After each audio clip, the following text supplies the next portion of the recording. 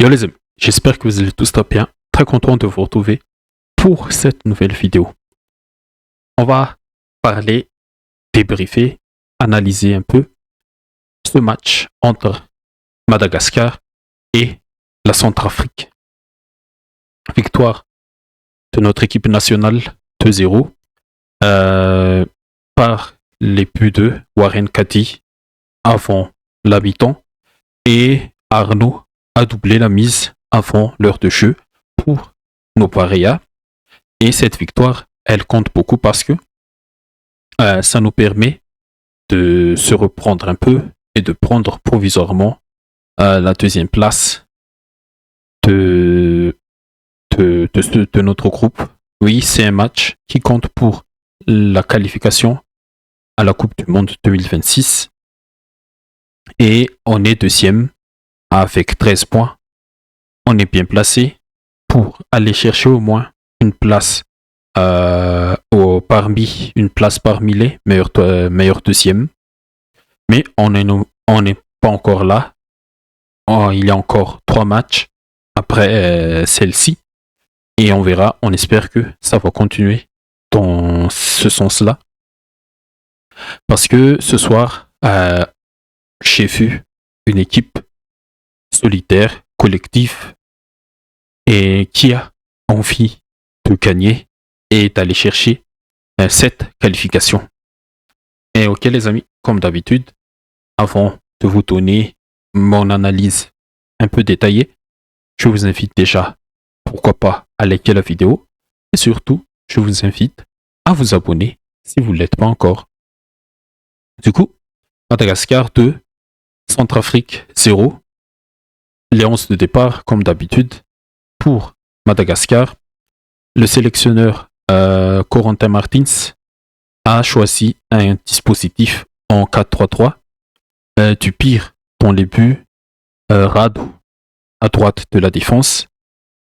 Une axe centrale formée par Kari et Trémoulé, que j'ai trouvé très solide.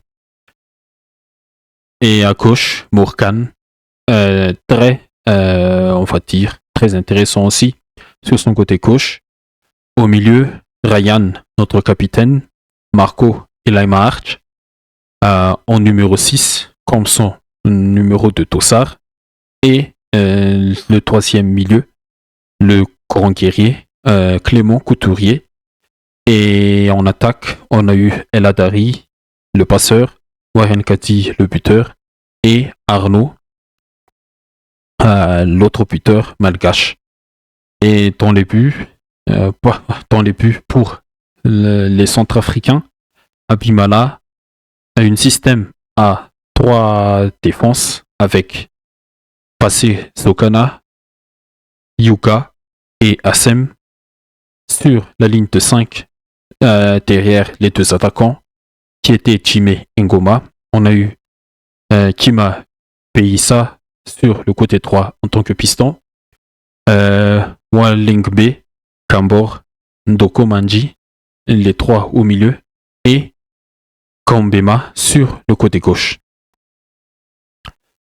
Bon, sur ce match, j'ai trouvé que Madagascar, ils ont bien travaillé l'adversaire, ils ont bien exploité les failles adverses, ils ont travaillé aussi notre point fort.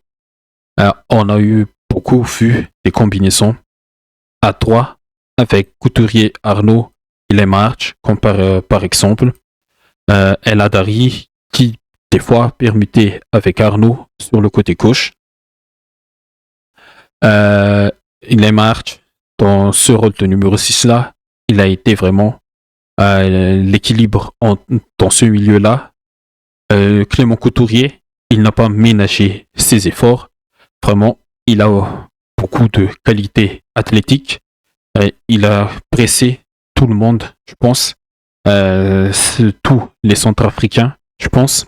Il a beaucoup récupéré des bons ballons, des ballons importants, des ballons qui permettaient à notre bloc de rester un peu haut.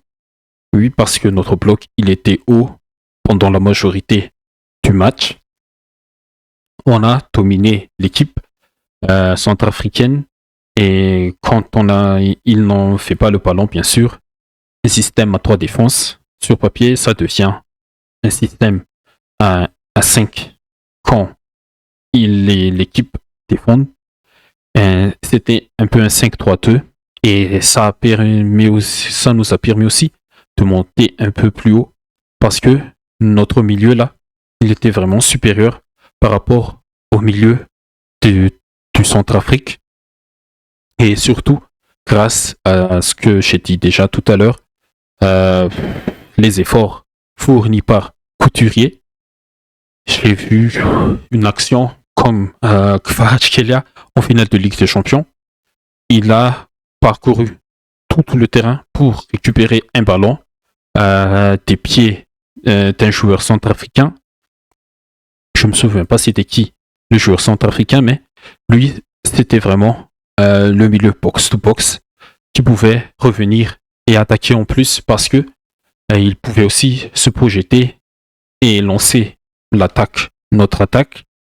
Qu'est-ce que aussi les choses intéressantes, les marches, j'en ai déjà parlé. Un vrai numéro 6 devant le duo défensif Kari et Trémoulé. Les projections de Rad et de Morgan sur les côtés aussi ont apporté un peu plus de danger sur les côtés, plus de largeur, parce que parfois Arnaud ou El Hadari, ils aiment un peu repiquer dans le demi-espace pour attaquer et les dédoublements des latéraux ont aussi permis de un peu plus déstabiliser cette ligne de 5 côté Centrafrique. Le joueur que j'ai trouvé un peu au-dessous de la moyenne ce soir, c'était Ryan, notre capitaine.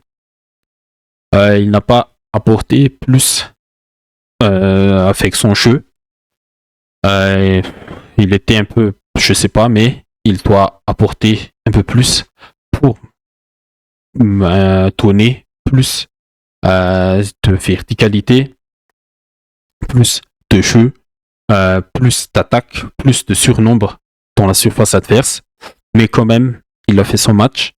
Je pense que je mettrais un peu plus en haut il est March et Couturier. Et aussi Warren Cathy, malgré quelques absences sur des moments, il a quand même claqué son but.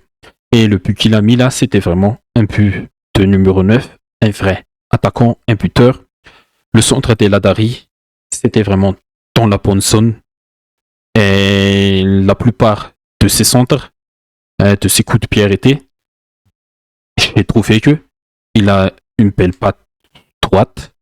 Il est dangereux sur cet aspect de jeu-là. Et sur le but, centre des Ladari, Warren Cathy, qui était complètement oublié par les défenseurs centrafricains. Un appel entre les défenseurs, ça c'est vraiment l'appel d'un attaquant, d'un numéro 9. Ça déstabilise les défenseurs, surtout un système à 3, parce que des fois, dans un système à 3, on pense que même si tu es dépassé, les deux autres vont te couvrir. Et là, vraiment, il n'y avait pas eu de communication entre les deux défenseurs. Je ne me souviens pas c'était qui sur l'action, mais il y avait deux défenseurs qui étaient vraiment aspirés par l'appel de Cathy. Et aussi, sur le but, il y avait Couturier dans la surface adverse. Et ça aussi, ça a perturbé les défenseurs. Les appels, les projections des milieux, ça apporte plus de danger pour la défense adverse. Et c'est très intéressant ce qu'on a proposé ce soir. J'ai beaucoup aimé. Ça fait déjà combien de mois qu'on n'a pas vu ces barrières A ensemble. Mais ce soir, on a été meilleur, on a été dominant, on a su contrôler le match de A à Z, on a mis notre tempo, notre jeu, on a imposé notre tempo et notre jeu à notre adversaire. Et voilà, j'espère que ça va continuer dans ce bon sens-là. Après, sur les entrées, c'était une entrée pour faire la gestion du match et pour donner un peu de rythme aux entrants comme Abdallah qui a remplacé Kati, Lalaine qui a remplacé Marco, Adinani qui a remplacé El Hadari, Mamsou, il a remplacé qui déjà? On va voir un peu.